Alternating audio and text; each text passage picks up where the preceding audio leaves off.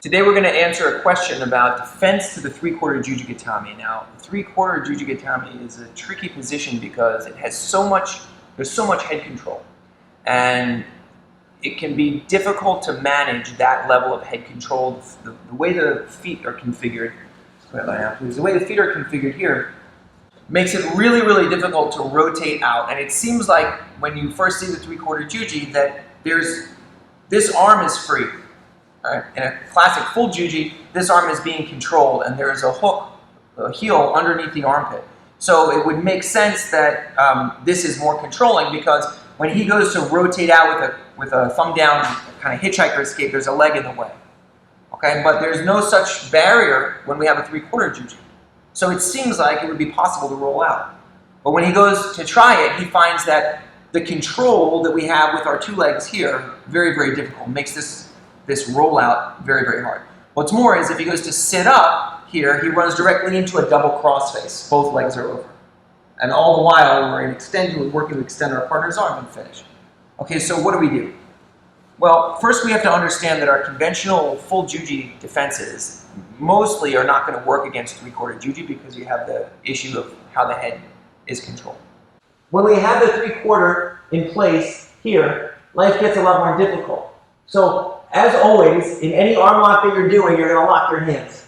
Okay, whether you choose to lock a 10-finger, palm to palm, wrist to wrist, elbow to elbow, okay, figure four, whatever method you use, here your hands have to be connected, okay?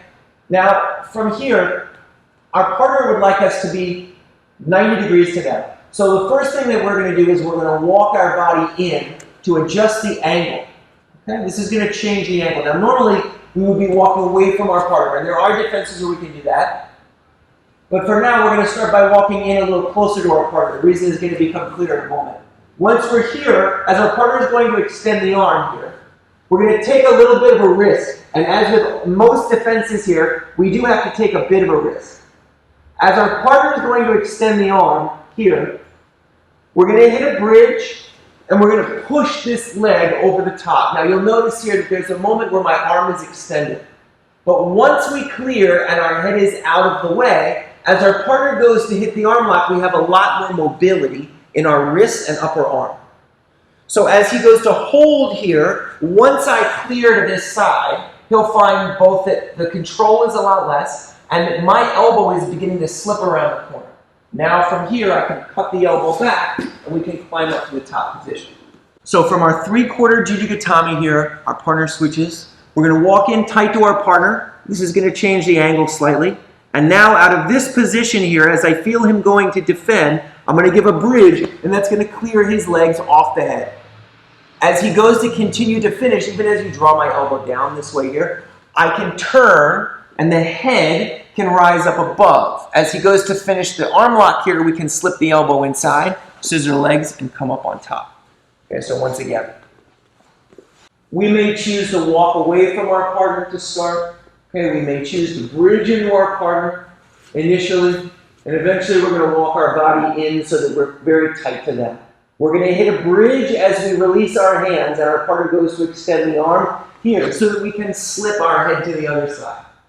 Now you'll notice the angle of his attack has changed. His knees are turned out and his knees are pinched together, his legs are pinned to the floor, his hip is stuck. Out of this position, our head is free and we can scissor our legs. So as he goes to pull to finish, we can place a hand here and scissor to be able to slip the elbow free and land in the top position. Most of the time when you see this version of three-quarter Juji being done in defense, you'll see it done not just in one shot, but rather in conjunction with a lot of different preliminary movements to the escape.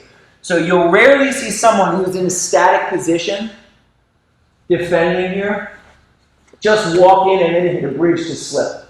You'll usually see it in conjunction with a few other movements. Those movements are walking away from your partner this way, bridging into your partner, and then only at the very end looking to bridge and slip and come up.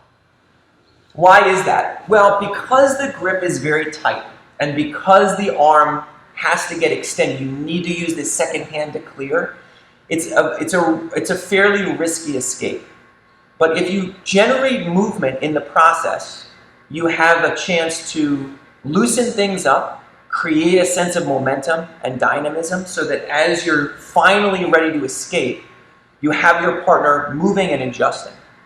So I don't recommend trying to do this from a position where you're totally static, because there is a chance your partner will hyperextend your arm.